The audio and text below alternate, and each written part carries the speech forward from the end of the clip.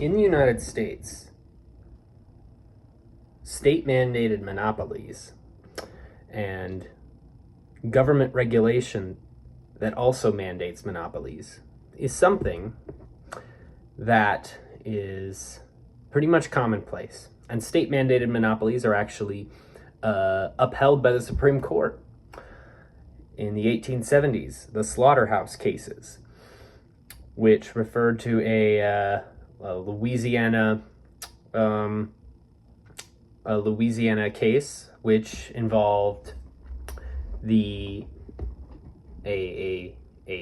state-mandated monopoly for a slaughterhouse company, and a lawsuit was brought forth that went all the way up to the Supreme Court by butchers, by slaughterers, and they argued that their rights under the 13th and 14th Amendments were violated.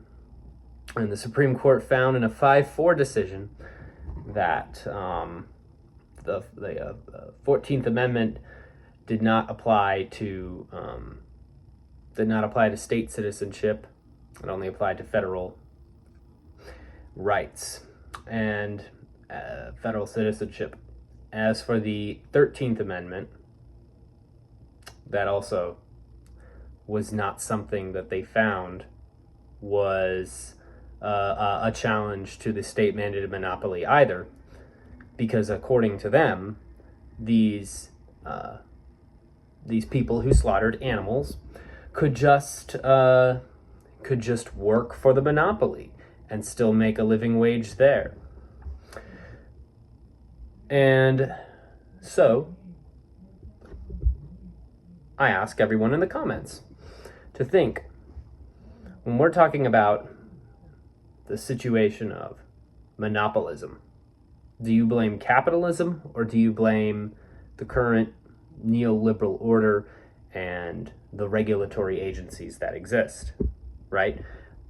And this might sound really weird and fringe, but does this make the likes of Ron Paul and Thomas Massie adjacent to Karl Marx?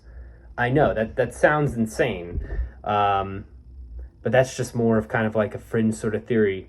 So like, could that be the case? I'm absolutely not saying it is. Because Karl Marx, of course, advocated for the workers to own the means of production, advocating for a revolution to overthrow the ruling class, of course, or in cases of electoral democratic socialism, more just, a leader through policy transferring means of production to workers and basing property rights and allocation of resources more on human need rather than capital. Then, on the flip side, you could argue, well, that just leads to government regulation.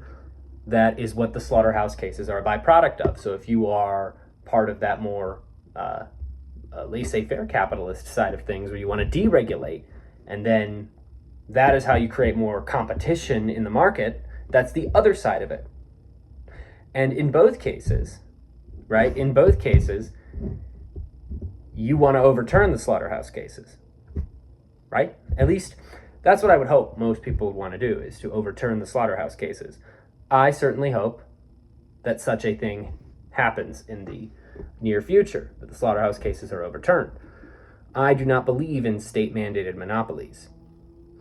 From a Ron Paul sort of Tea Party anarcho-capitalist perspective, that's an example of the regulatory state being a danger to competition. From the Marxist standpoint, this is capitalism and the consequences of late-stage capitalism. So which is it?